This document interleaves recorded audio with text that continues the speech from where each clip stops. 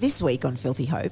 The word dream is so positively loaded for me because it's not just like when you go to sleep you have dreams.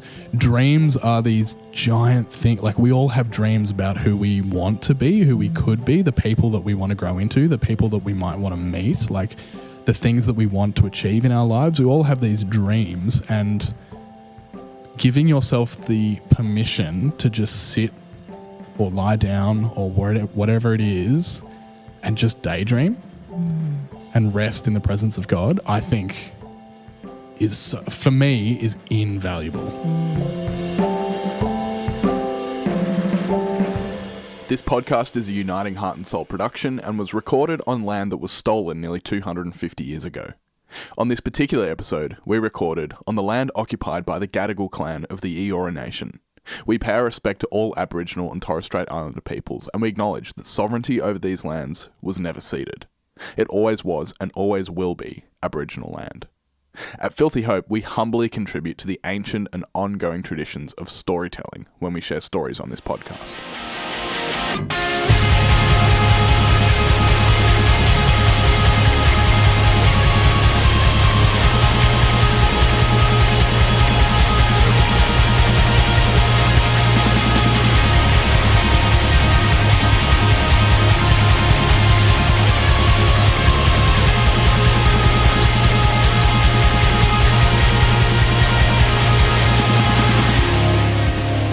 Hello and welcome back to Filthy Hope, the podcast that spends time in the grey spaces where Jesus, life and culture intersect. If it's your first time here, welcome. My name's Jonty, and joining me as always is Vanessa. How are you? I'm good, brother. How are you? You've got the fan out. Yeah, man, I'm hot. We're in aircon and it's still bloody hot. Yeah. Isn't it? It's this summer. Stinker of a day today. Yeah, it's full on, Jonty. Yeah, are you just going to be fanning the whole time? I am, yeah. probably. Yeah, love it. And it's not a hot flush, mate. It's just a hot day. If you hear the humming in the background, we need the air conditioning today. It's sorry, you're just going to have to cope with it. So this is our first one back since the new year. It's incredible, right? How have you been? How have you been spending the last couple of weeks? Well, I've been still working and doing sermons and all the bits and prepping for 2024 and prepping for scripture and prepping for services and doing my job, but no big meetings or Zooms and those sorts of things. Hallelujah. So, yeah, it's been interesting. So I've had gaps, so I've been able to think creatively, which is really nice, and it's not jammed up with have-to-dos, you know. So it's good. And lots of our community are away on holidays, and so pastoral care is a bit, where are you all? They don't need me. What's wrong, Jonty? They're all at the beach. They're at the beach. Come on, people, give us a call. Yeah, so it's good. How have you gone? Yeah, good. Similarly, still been doing a bit of work, but overall the load has lifted quite significantly, which is good. I've been at the cricket. Nice. Day one at Sydney, which is always great. You love it, don't you? I love it. Yeah. It's like a happy day. Yeah, get to go with my dad and my brother. Spend the day at the cricket. It's always good nice. fun. Yeah.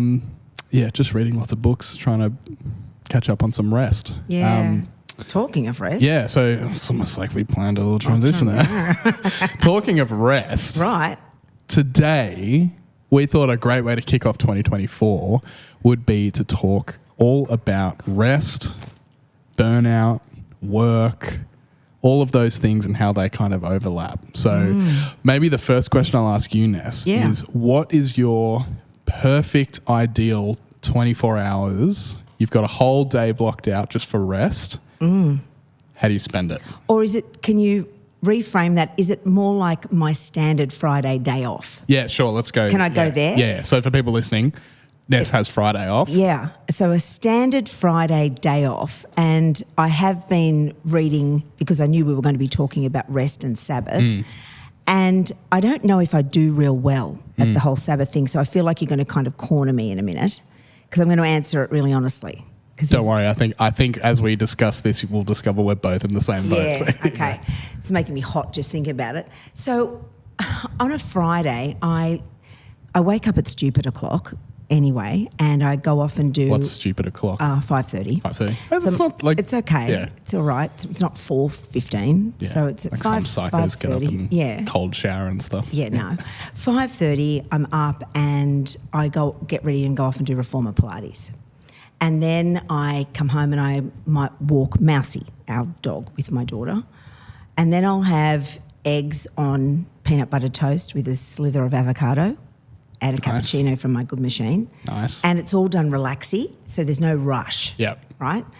And then I might sit down and watch a bit of the news on the telly.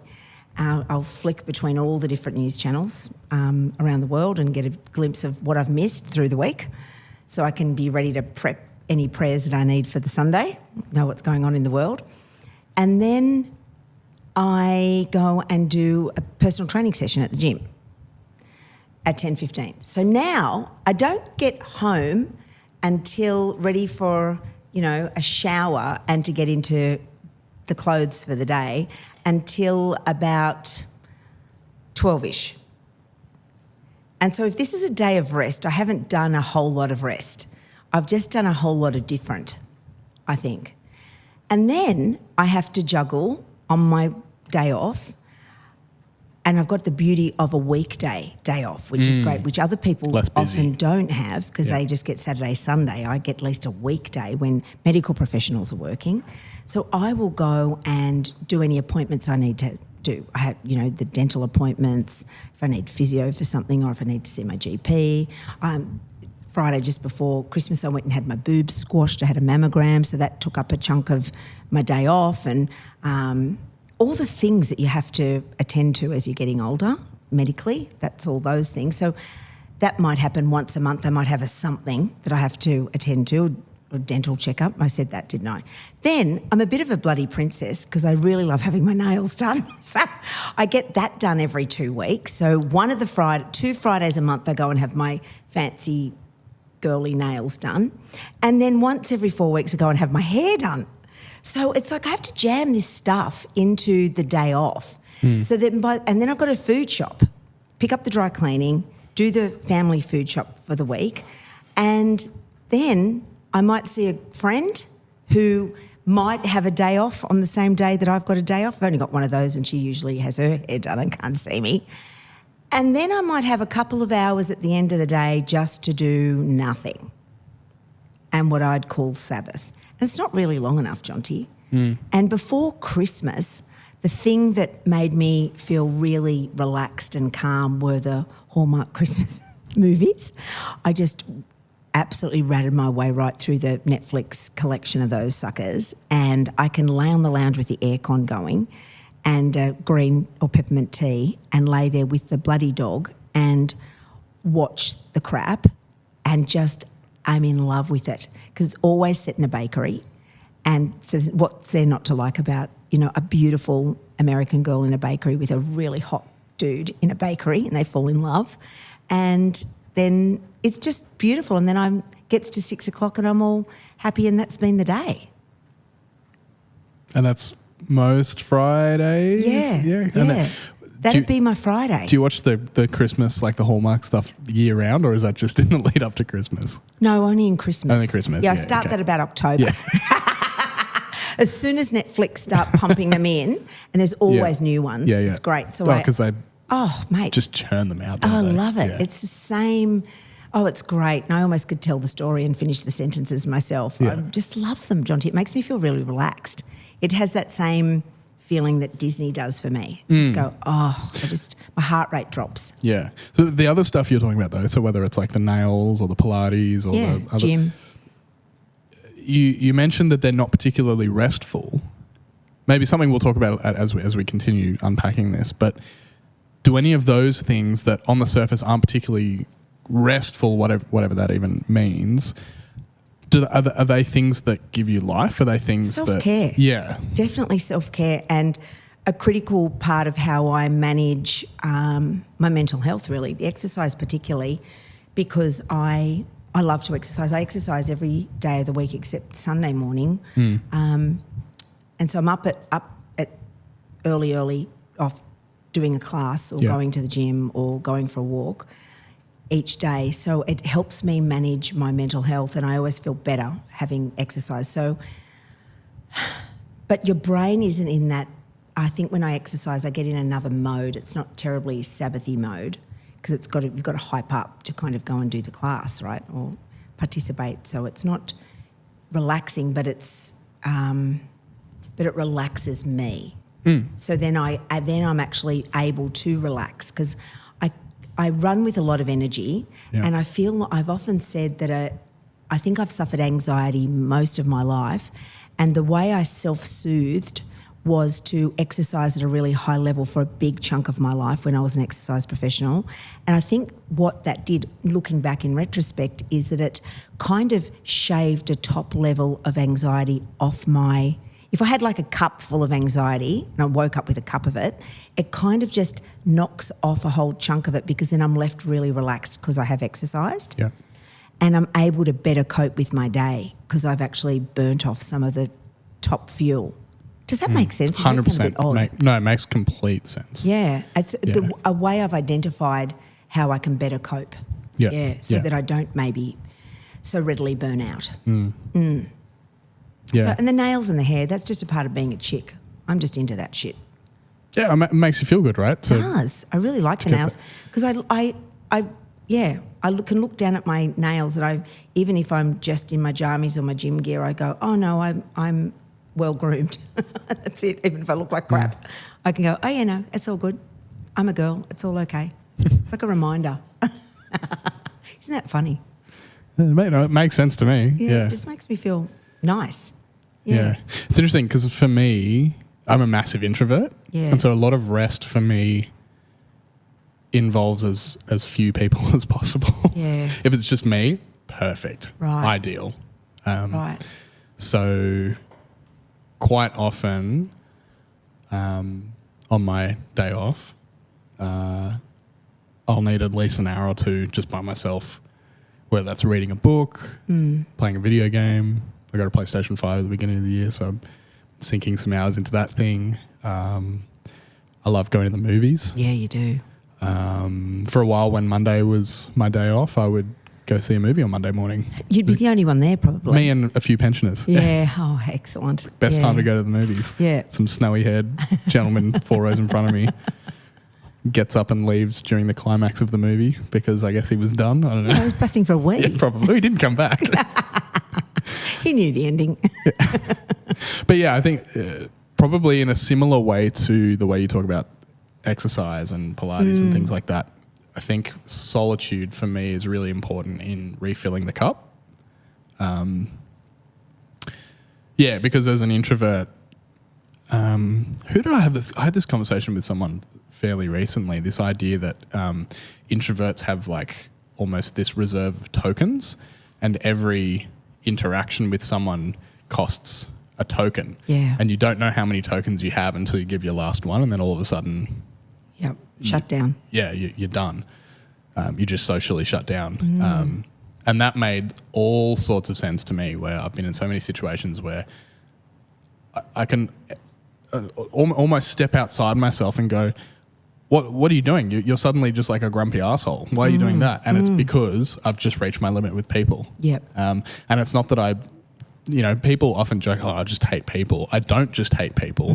Sometimes I just get my social batteries run so low that all of a sudden my brain tells me, you hate people now. Yeah, try and get away from them. I wonder if that's like in psychology. You know how they talk about your window of tolerance? Do you think it fits into that same framework?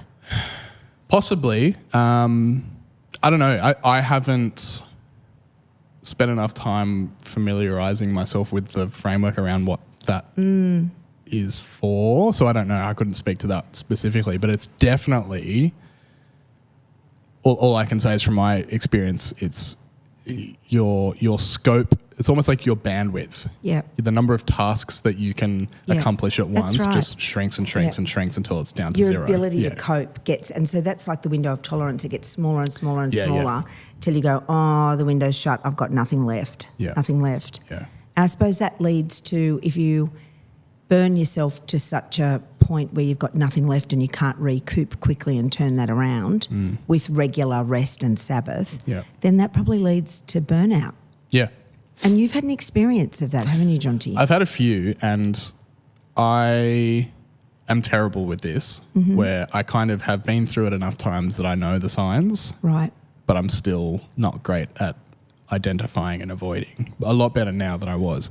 But yeah, I've definitely been through experiences where, if I were to speak specifically, there was one in particular where I had almost a month off from work because I got to a point, it was right around the end of the year, where I just was burnt out. I'd been burning the candle at both ends, as they say, and ran out of wick, and there was just nothing left to burn, and I was exhausted mentally, physically I was exhausted, emotionally I was shot, like I had nothing. And for me it was this, it was packaged in a lot of mental unwellness for me at the time as well, but it was almost like I was so unwell mentally that I just threw myself into work and put the blinders on and didn't stop. Even though emotionally my brain was telling me, dude, whoa, put the brakes on, you're going to crash. And physically my body started telling me, you need to stop and rest. And I didn't. Yeah, wow. And kept going. And then it was literally about 24 hours just went bang, went off the cliff, and was just like, I've been, had depression for clinically diagnosed at about 20. So since then it's been an ongoing thing. But around then it was like, for me, burning out was all of a sudden that depression really set in. I don't want to get out of bed today. Why would I do that? Like, I just have nothing, no energy, no emotional energy, no physical energy. And I called my boss and said, I think I'm done. I'm resigning. And he was like, come in, let's have a coffee. And we chatted. Talked about a bunch of things, but the crux of it for me at the time was just like, work has just killed me. And his response was, no, you worked yourself into an early grave. Not literally, but so take a month off. You just smashed the crap out of yourself. Yeah. Gave everything. Yeah. Had nothing left to give. Yeah, and for me at the time it was because if I didn't do that, then I'd have to stop and face a few other things, which is what that month was largely to do with. Interesting. But and that was quite an extreme case of burnout. But I've certainly had not lesser experiences, but less complex and less like outwardly visible experiences of burnout where, creatively I go through burnout every once in a while where, sometimes people can call it writer's block, where something happens and you just got nothing. I certainly experienced that a lot of the time, but I think in my creative career, I have kind of come to discover and then put in practice that only amateurs get writer's block. It's actually about, like, if you wait for inspiration, you'll never write anything. You've just got to do it every day. So, does that kind of paint a picture of, that's kind of how I have experienced burnout in the past. And largely for me, it was ignoring the warning signs that I was running out of gas. Have you had anything similar? It's so interesting. I remember being at college and learning about burnout. They talked a lot about burnout, and I remember rolling my eyes at, as a rookie minister thinking, that's never going to happen to me. What a lot of bullshit. They're people that aren't very resilient. Now, I'm full confession right now. This is honestly what I thought. I thought, I'm working my ass off. I've been working 15-hour days for, 30-odd years of business. How I'm burnout? What the heck's burnout? I don't have time to burn out. And then ministry life. And I think when I was at MLC school, it was very different because I worked a pattern that worked within a rhythm that the school worked. So it was very early starts and earlier finishes. So they weren't 17-hour days. They started super early, which fitted into my life. And then the alarm went at 3:15 and I could be out of there by 5. And then we had these blocks of holidays. So I didn't actually have to be on site, and I would just prep and read and spend time in that beautiful preparation on my own of what I was going to be preaching and teaching and discussing in all the chapels and services and stuff that Vinny and I would be running. Mm. So I had all this time to organically just recover, and it was a rhythm because you get school holidays at Easter, then in the middle of the year, and then in October, and then a big chunk then in December, into January. So it was paced out for me, and then I leave the school and I go into my congregation at Willara, and I've got to work that shit out myself. I'm in control of having to take holidays when I need to take holidays and when I feel that I need to do that. I didn't know how to structure that because we don't get the same holidays as we do as a school chaplain. So there's only a set amount of time, and I had to spread that out. And I think then I had this desire to achieve a million things at a bullet a gate. I came out going really hard in that first year, and I had a million things on my to-do list that I just wanted to achieve. Otherwise I wasn't going to feel like I'd achieved what I wanted to achieve. So I had that going on at the same time.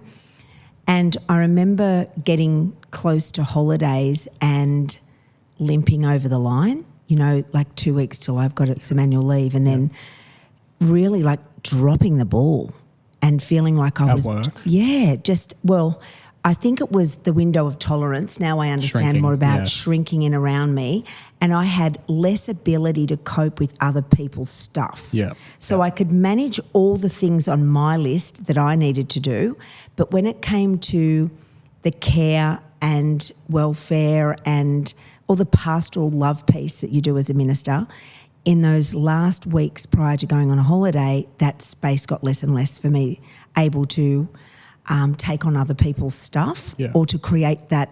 It's just rookie minister stuff, I think. Mm. I think I'm better at it now. Maybe I'm not actually, Jonty. Maybe I'm not. I don't know. I have similar where one of my, and we'll talk about this soon, is like the signs that that let us know that we're starting to burn out. One of the things for me is exactly that. I can manage my stuff, but my ability to cope when other people's stuff starts to encroach on that as well shrinks and shrinks and shrinks. And 100%. when I'm about to burn out, it's like even the slightest thing is like, that shit's not my problem. Like, take that, like, why is that and all of a sudden, like, things that are just regular life stuff becomes outside of that window of tolerance. You just don't cope very well. And I react in ways that if I'm actually well and my cup's full, I look at it and go, why are you behaving like that? It was interesting before Christmas. I remember we'd just had our big Christmas kids spectacular at church. Yeah. It was a massive day. And we had, hundreds that was that 40-degree day as well, wasn't it? Bloody, it was so hot. And we had a petting zoo, and I was worried about the poor little chickens dying and becoming a roast dinner right in front of my eyes. Merry Christmas. That was awful. Yeah. Little goats. It was just so hot. I was more perplexed and worried about the creatures, and then our band perspiring in the sun, and the face painters getting hot, and the whole thing being a disaster, and everybody... And like out on the concrete, so it's just radiates heat. And we'd prepped it and thought so much about this and this big community event that you set up, and then it's bloody 40 degrees. So we brought the whole thing inside, and with that came all the people. And I think if it had been outside, it would have been transient, and they would have come through. We would have served them champs and icy poles and popcorn and all the things. They would see the animals, sing a carol and piss off. Do you know how to do that? Do that thing. Do it on the way home from school kind of thing. Yeah. But this hot day, people came inside because we pumped up our aircon inside, which is just brand new and gold. And we invited everybody inside the church, and we set up all our playgroup stuff for the little kids, and we had tyke cars everywhere, and we did great catering, and our band pushed out phenomenal. Rachel and Sterling pushed out almost like a repertoire of evening music that you'd get in a pub. Yeah. It was just fab, and nobody left. So I was in the church space for hours having all these a million conversations with people that I don't know that was so exciting and fantastic. I loved it so much. But at the end of it, I was so exhausted. It's like I had run out of juice. I had no more juice to give. No, I couldn't have another conversation, Jonty. And then I had to, I had a Saturday commitment for church and then backed it up with a Sunday. So I never got my day off. Yeah. I missed a day off in that section. We'd had a couple of other Saturday events on as well in the church and some Friday stuff. So I was missing my Friday, Saturday routine. And I thought, that's okay. Christmas is coming. Everything's going to be okay. I'll catch up over Christmas. There'll be public holidays and stuff in there. I'll be fine. Then all of a sudden I wasn't. Yeah. All of a sudden, I just wanted to cry. I'm going, oh my God, this isn't normal. I'm not premenstrual. I don't get a period. I haven't had one since I'm 48. I don't get that. That's not a thing. And then I just wanted to cry and I felt like I could not get myself to work the next day. I just needed to stop. And it was interesting because I listened to my body. I just texted church and I said, I'm just going to take a day off. And it's interesting, I feel guilty when I do that. And Katie comes back to me and she says to me, that's really good, Ness. That was a really smart idea. You're owed, half a dozen of those. I'm going, oh, what is wrong with me? And I went to the gym and I came home and I plonked on the lounge and I watched a whole bunch of Christmas movies. One after the other. I dozed and then it got to the end of that time and I felt so much better for having had stopped. Yeah. Literally did nothing, didn't even look at emails. I just didn't even check for emails, texts or anything. I just put my phone down. I just went disengaged for the day. And I think for me, you get to 57 and I'm only just working this crap out. Yeah. Like that is embarrassing. That's really bloody embarrassing. And I feel, all those lectures I listen to on burnout, I think it's such a thing and we really need to read the warning signs like you alluded to. Yeah. I know my warning signs and I've just got to stop and just listen to my body. Okay. What are they? Do you know? Like, you've mentioned to me that like you start to get physically unwell a lot of the time. I might get a cold sore. Yeah. I get a sore throat. My throat will get husky and I think I get stressed and anxious. Yeah. So at night I'll start to feel like I'm really anxious. And for somebody that's tired, to get anxious, that means your heart rate goes up. So that's boring. So that makes you more tired. I just cope less. And interesting, as a major extrovert, I just kind of want to go in a cave myself and I can't pastorally care for somebody when I'm in a cave and only just holding my own shit together. Yeah. So that's no good for anybody, myself or anybody else. So listening to that stuff, I just kind of wish God would prompt me sooner, or if I was just so smart, I would just really adhere and put good boundaries in place so that I would maintain the Sabbath and really just try and declutter my Friday so that I really have a chunk of time where I just stop. Yeah. I'm in a similar place where it's so easily the day off becomes a half day off. Yeah, almost. Or a 3/4 day off. Yeah. And then that quarter a day of work becomes another half day and then it bleeds over into the next day. And it just, even though I get to the end of the week, I had a day off. No, you didn't. No, you didn't. You made reels. Yeah. That's bullshitter. Yeah, exactly. Yeah. Or I got a head start on editing another full, going through the audio. Or I'll just get a head start on the next day. But if I do this, then I'll get to take some time off on Monday. Never do. Never happens. Never happens. And so actually maintaining, even when you do have enough juice in the tank to keep going, actually being strict enough to go, no. It's like brushing your teeth every morning. You just have to do it. It's maintenance. Yep. Because I'm a writer, I think in writing analogies a lot of the time, I've spoken about this before, have been setting myself the challenge of a certain number of words a week. And often, well, not often, sometimes I get on a big creative, like a roll, and I'll hit the number that I was hoping to hit that week. Oh, yeah, And I'll be like, wow. this is amazing. I've got so much more energy though and so many more ideas.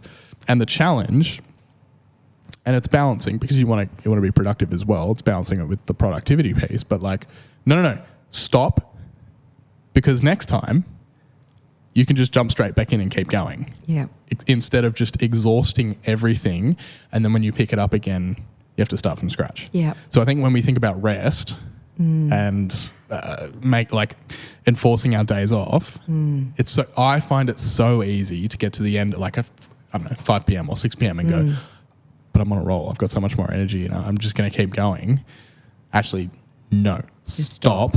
Because when you come back on whatever, whether it's tomorrow or after the weekend or whatever, you can pick that straight back up again, and that energy will still be there. You have those tasks that you know how to complete. I'm a bit jealous about the Jews in a way. You know, Orthodox Jews that it gets to Shabbat on a Friday night and the sun's setting and they stop, mate. Nothing's going on. They are stopping, shutting down, hanging with the fam, just being together until sundown on the Saturday. 24 hours, mate. Stopping. Because God said on the seventh day, God rested. And so they rest and diligently rest. That's the discipline piece, isn't it? Isn't it? You I actually think it's a thing. have to enforce it. Yeah. For it to... But how hard is it, Jonty, in the busyness of wanting to achieve and wanting to get runs on the board and wanting to do all the things? And you know, when you're on that creative role, you do just want to keep rolling. Yeah. I'm not going to stop when I'm pushing out an essay for uni and go, oh, I'm just going to have Sabbath now because I'm in the, I'm going to put down this train of thought. No, mate. I've got to push out the train of thought until it exhausts itself. Then I'll rest. Yeah. Oh, because I may not get the thought again. That's what I'm worried about. Yeah. You know that? Yeah. I panic that I'm not going to have the moment again. Yeah. Do you find as well, like when I do have a day off, and even when we'll get to like more fuller and long form expressions of rest with holidays in a sec as well, but like I find when I have a day off, I feel not guilty, that's not quite the right word, but even when I have a whole day, no work, just get to do things that are just for me. Yep.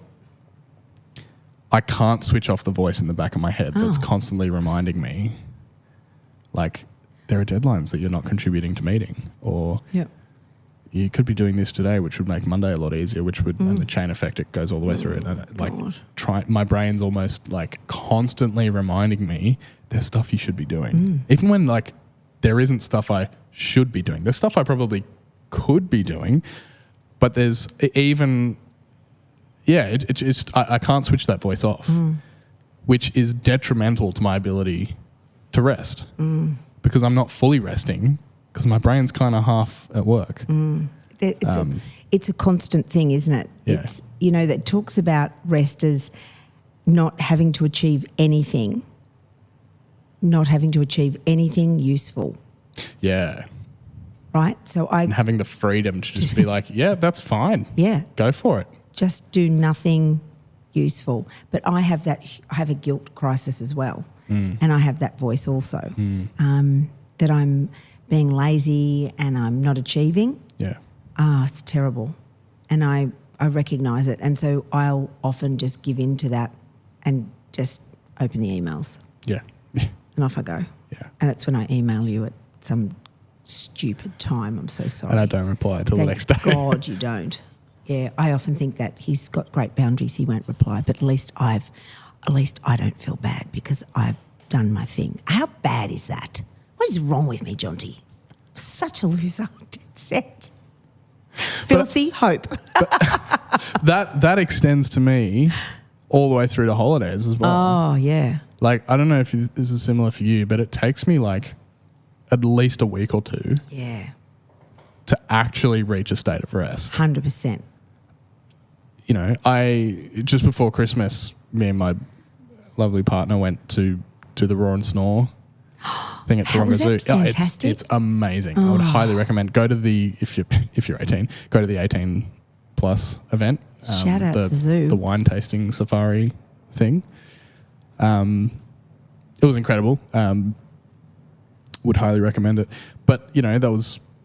You pull up at 5:30 in the afternoon, you do a bunch of stuff in the evening, you have dinner, do wine tasting, you see lots of cool animals. You have amazing food. Then you wake up the next morning, nice and early, have breakfast, go see some more animals. We fed giraffes, which is incredible. So it was from about 5:30 in the afternoon through till we wrapped up at probably 9:30, I think is when the formal thing ends, and then you have free, well, not free, you've paid for you've paid for the thing, but like you then have access to the zoo for the whole day. So we hung around for another hour or two and then came back to work. And that's Does it fill your cup up? Did that fill your cup up? So this is the thing, right? That was 5:30 in the evening through till about 11. Yeah, okay. I never once felt like I stopped thinking about other stuff. Like, and I get guilty. I feel guilty about this stuff all the time because I feel like I should have been more present at this thing, but I couldn't switch off the part of my brain that's attached to this week's podcast or to-do list, the report that I haven't written for XYZ or like all the things. And then it gets to, I'm driving to work the next day and I'm like, I should have been more present on that really awesome restful experience. Yeah. And I even think of like, way earlier in the year, we went to WA, Margaret River, which I think is one of the most beautiful parts of the country. How can you not rest there? And we're there for about a week to see our family over there. Went with my partner, wineries, chocolate factory, you name it. Yes. I have a weird obsession with lighthouses, so we went and looked at a bunch of those. Beautiful. Still, flying back, I'm like, I don't feel rested. There's just always something. And you have flashes of it where, you've been to a couple of wineries, you're going for a long walk, you got back, you had a nap, you got up, you went to dinner, you wander back and you're like, oh, I feel pretty good. But then the thoughts come back like, you didn't do anything today. It's an active mind. I reckon I see, because you and I are so much alike, just on the side, I reckon only smart bastards operate like this. It's the smart people, mate. Yeah. Honestly, because I suffer the same shit. Honestly, it's smart people. Just saying.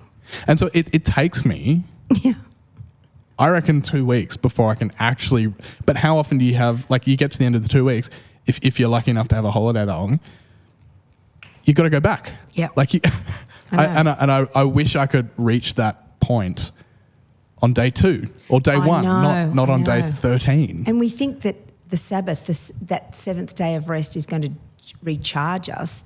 How do we think that that's going to do that for us? Because and I'm sure you experience the same, after you do reach that state of deep rest, so for me, quite commonly it's in the January season. Yeah. We go into church go slow. Yeah, and me and my family and a couple of other families have been over 10 years now. Wow. We go away up the coast every year. And for me, that is one thing that like I will move everything else to make sure that I can do that, because I always find myself in a deep state of rest. And the result of that is I come back to work firing on all cylinders, like a dog with a ball. Like you can't stop me. Yeah. And so I really, like, the thing I wish I was able to do is achieve that once a week. Yeah. Yeah. A deep state of rest and recharging to then come back. Because not only how much more restful that would be, but how much more productive that would then mean that I would be at work, and how much more present I am at work. And I use this word work. I don't just mean my job, but everything that goes on during the week. Yeah. And then how much more present you would be when you switch that off and you go into rest mode. Yeah. I know on holidays, I was lucky enough this last year to have 3 weeks off when I went on that Jerusalem holiday. Jerusalem, yeah. And we did Italy and Switzerland and then Jerusalem, and it was 3 weeks. So that meant I had 3 Sundays off preparation for church. And you know how you just said earlier about, I've always got the Filthy Hope podcast in the back of my mind. You're a pastor, Jonty, and you're like, I prep for Sunday service and a sermon every week. You are prepping for the rollout of our podcast. So it's like you're doing the same mental prep and research for what we have to do. And then you've got all the post-edit and all the stuff that you have to do that goes with that and all the creative. it's a constant thing, and unless you can actually take a chunk, I believe, in a slew of time, like I took the 3 weeks, you really don't get to shut down because one Sunday off just doesn't cut it for me because my brain will be already thinking, what's that next Sunday I've got to come back to? Yeah. I don't know what that is. I don't know if it's workaholic, commitment to the gig, I don't know, whatever you want to call it, mental, crazy, I don't know. It's a thing. But the 3 weeks when I was away, I just didn't have to write and prepare and do the normal routine.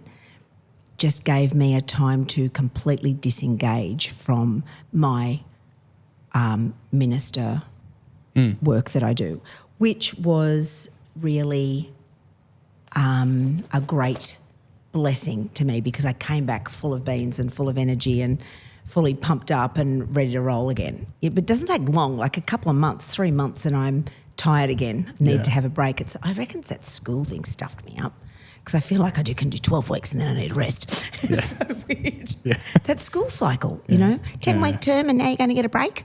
Couple of weeks off. What am I, soft? Yeah, but I look at Jesus as an example. How often do you read in the Gospels? He's like, all right, I'm done for a bit. I'm going to... Piss off up the mountain. Yeah, or go out in my boat. Yeah, don't talk to me. Mate. Yeah. Go away. Yeah. Yeah. And which is part of where I love this idea that Sabbath isn't just rest. It's about intentionally taking time to rest in God. Because so often you read Jesus goes up a mountain to pray or goes up in his boat into the middle of the lake to pray and be alone, or he just needs, it's not that he needs time by himself, that's definitely part of it. He needs a break from pastoral care. Yeah, mate. can you imagine how many people are in and around Jesus' life in the time that he's active, like doing ministry? Like, just would have been mental. Yeah. Even as one of the disciples, like it just would have been craziness non-stop. And so there is that element of like, all right, I'm done with people, I need to go and recharge for a bit. Totally. But it's also going and spending time to rest in the Creator. And I weirdly enough, I'm more okay with that than the physical rest thing. Like I'm in really good practice of mindfully stopping and prayerfully meditating is maybe how I'd describe it. Like even for 10 minutes, 5 minutes. To me, if I do that once a day or once a day, that's... There's no way I do it once a day. 2 or 3 times a week, that's a good week. Once a day, fucking idiot. As if but yeah, like I can do that because that's 5 minutes. And it does ground me and it does make me feel more at ease and this sense of being aligned to the direction that God might be pointing me in that day or that week or that month or whatever. So weirdly enough, I feel like I'm better at that because that's a 15-minute a week Isn't that interesting? endeavor. Ideally, it's significantly more than I am the physical rest and then the switching off from work because you can do that for 10 minutes before you go to work and then bang, you're there.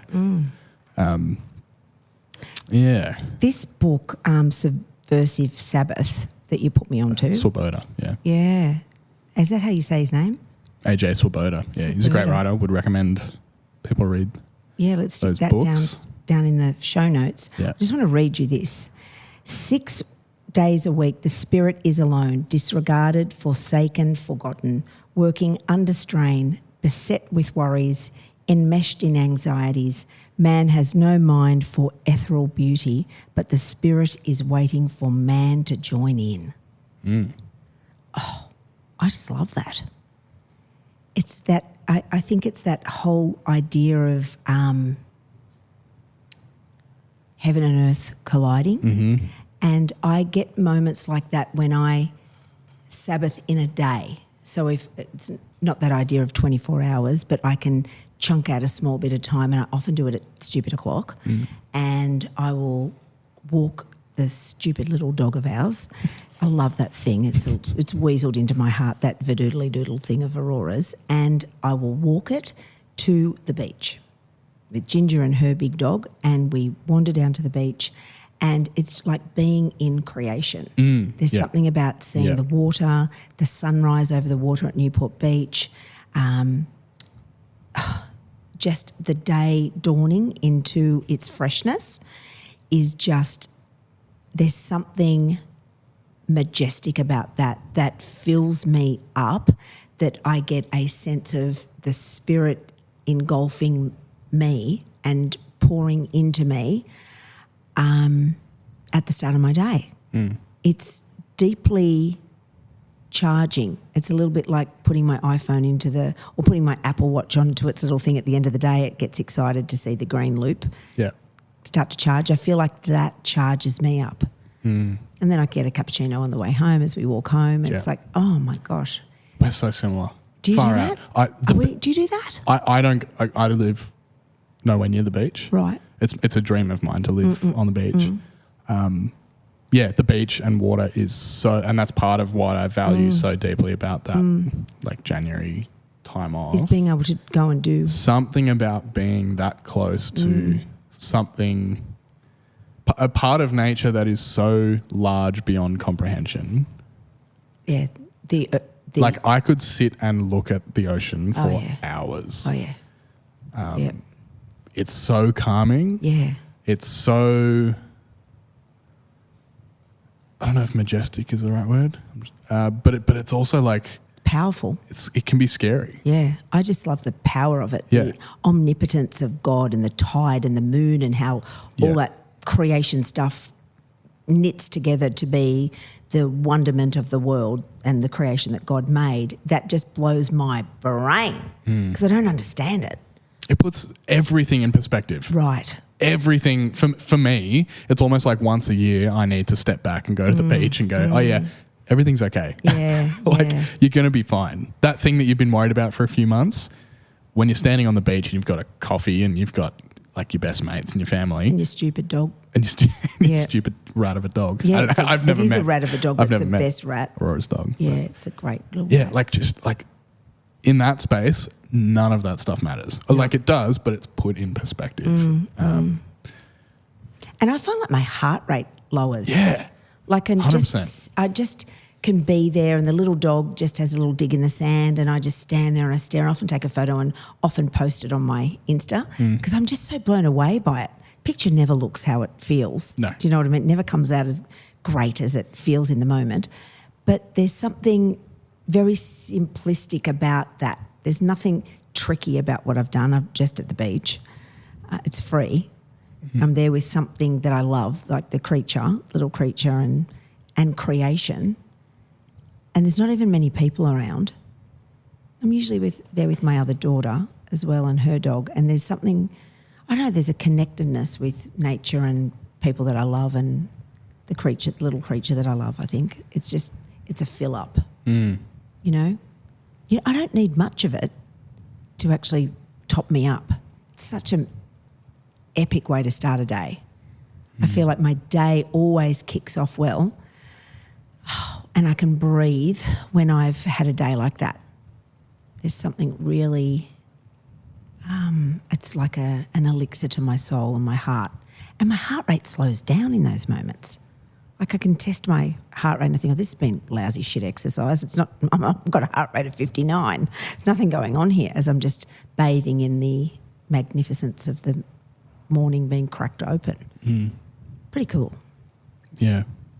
So that's a little bit of that's a little bit of sneaky Sabbath actually each day, isn't 100%. it? Really. And that speaks so clearly to the idea that Sabbath doesn't have to be like a day, a carved out chunk. Like my Sabbath is Sunday from midday on Saturday night to midday on Sunday night. That's Sabbath. No.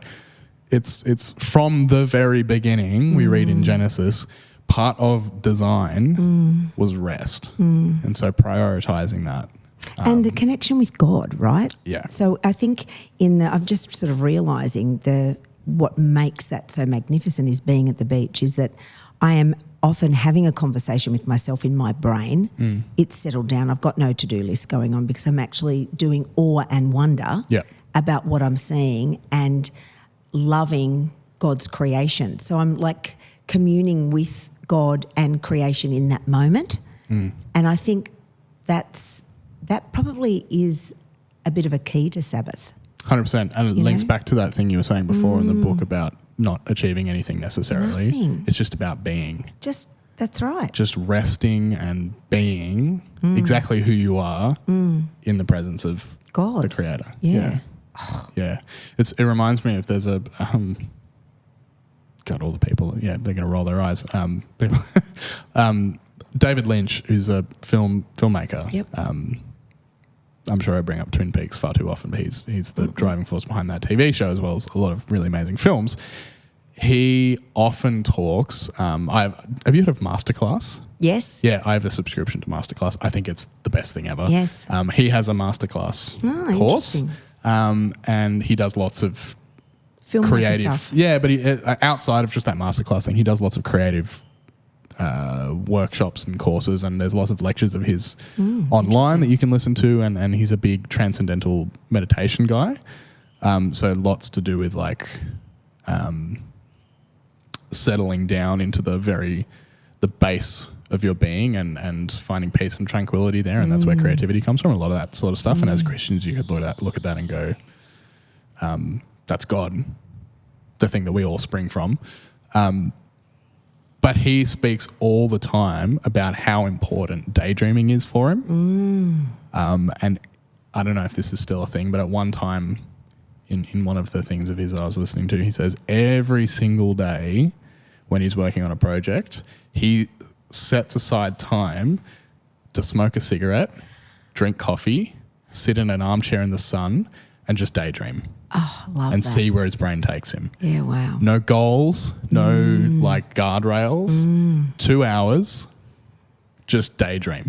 And I feel like, and this is the teacher in me coming out as well, so I've been not so much anymore, but was doing a lot of music and English tutoring at one point in my life. That's so important in allowing us to fully realize the potential of not just in a creative space, but just who we want to be, the potential that we have, that our brains can take us to these places of fully realizing who God has created us to be, spending time in rest with no, like, you have to get this done by this time, or you have to achieve this goal, or you're being measured against this rubric, or any of this stuff. And I'm just talking about life, not just in like an education setting. The time to do that is like, you have to fight to do that. It's so not a thing that we do in our culture. No. But in my experience, that's part of what I call mindful prayer, or prayerful mindfulness, however you want to call it, is allowing yourself the time to just daydream. I love it. Because I love the word dream is so positively loaded for me, because it's not just like when you go to sleep you have dreams. Dreams are these giant things. Like, we all have dreams about who we want to be, who we could be, the people that we want to grow into, the people that we might want to meet, like the things that we want to achieve in our lives. We all have these dreams, and giving yourself the permission to just sit or lie down or whatever it is and just daydream and rest in the presence of God, I think for me is invaluable. And I'm just connecting dots as I'm talking, but I think part of what, for me, when I do reach that state of deep rest is when I'm able to do that. Yeah, wow. Yeah. That's extraordinary. Because it recontextualizes, it almost gives you permission to accept and put aside what has been, and look forward with, it's almost like with clarity, but also with no stone path. It's all open. Wow. To walk forward into the future with God and see what could happen. It's probably no mistake that happens for me usually around the beginning of the year. Yeah, right. Because I think there's something about starting a new calendar, like the new year, that lends itself to that feeling as well. Yeah. Incredible. Wow, that was a rant and a half. Oh, no, it was great. I just feel like I've just inhaled a perfume of lovely rest, actually, and a desire to daydream more myself. I can do that at the beach if I'm just sitting on the beach under an umbrella staring out. Mate. I can do that. After I'll read for an hour under an umbrella. I'll put the book down and I'll just daydream. I stare out there and think beautiful things. Yeah. Whatever. Just flows in and out, in and out. It's just the best. It's just people talk about people have their best ideas in the shower or while they're walking. Yeah. I think it's because you're not doing, your brain no longer has to focus on a task, like a physical task. It has the time and the bandwidth to go off in all these other directions. Oh, I love a shower. Yeah. Shower, Some of my best and praying. Yeah. Love it. Yeah, water. I think it's water. I wonder if it's water. I have this deep connection with water, I think. Me too. It shows up so often in scripture. I had this incredible experience at just water related at Pulse's high school camp this year, just gone, back in October. It was pouring with rain one evening, and we were all inside the auditorium. We'd had worship, and the speaker, shout out Far, she was preaching up an absolute storm. She's incredible. And we're talking about the Holy Spirit, and she suddenly remembered off the cuff and said, and I could tell as a leader, I was sort of sitting at the back looking at this preacher preaching to high schoolers through an adult's eyes, suddenly had this moment that I recognized because it's happened for me a bunch of times where something clicks and you shift direction. And she mentioned how often, that sometimes people talk about the Holy Spirit being like rain. And all of a sudden everyone's looking out these big glass windows at the rain. Wow. Yeah, beautiful. Yeah. For me, the beach is like that. Yeah. Yeah. It's a special place, isn't it? Yeah. As life is, I think, we all come from water, and I think being close to the water is a desire that humanity just has. I don't know anybody that doesn't want to be near water. It's really beautiful, soothing to the soul. Oh, time for some Sabbath, I feel. Jonty. Yeah. I think, if I were to leave people at this time of year in particular with a lasting, with a final thought, it would be, what are you doing to rest? Not just now at this time of year,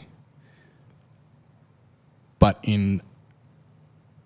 not strictly, because that feels a little bit too militant, but really giving yourself permission to enforce boundaries around your rest. Carve out time for you. Yeah. And that's a challenge. I'm almost saying that as a challenge for myself, because as we have talked about, we're both horrible at it. Not great. Yeah. None of us are. I think we're the culture that we live in the work culture that we're in, is geared towards the opposite. Get as much done, be as productive as you can. Yeah. So, next time you want a day off because you feel like you're burning out, you can tell your boss, that's biblical. We can certainly do it to each other. We set the work culture, Jonty. We're a team. Right. We set the work culture. So if we need to reevaluate the pace at which we go, that maybe this is a good time, being the start of the year, for us to strategically look at that and carve out time where we can just, maybe we need to meet at the water and do creative water stuff together. Maybe. Yeah. Or alone and then come together. There's a plan. There we go. We might revisit that in a year and see how we went. Yeah. I love it. All right. Well, thanks for listening, everyone. I hope this has been an interesting episode, something that has sparked thought. Maybe it's, prompted some thoughts around rest and burnout and work, especially around this time of year. So if any of this has sparked anything particular that you want to share with us, you can email us at filthyhopepod@gmail.com, or you can follow us on our social media accounts. Come and join us on Facebook in the Filthy Hope community group as well if you want to be a part of that. We have some really good chats in there as well. Yeah, love those. Interact with us a bit more directly, and other like-minded Filthy Hope listeners. And suggestions for anything that you want us to chat about. Yeah. Or guests that you'd like us to have. I'm thinking at this time of year, the form will probably still be live. There will be a feedback form live. There will be a link down below for anything you want to suggest. Suggestions for episodes, subjects, guests, things you want to see more of, all of that stuff. You fill out the feedback form, and have a say on what we do next. Yes, please. So we'd love you to do that. Until next time, I'm Jonty. I'm Ness. This has been Filthy Hope. See you later. This is a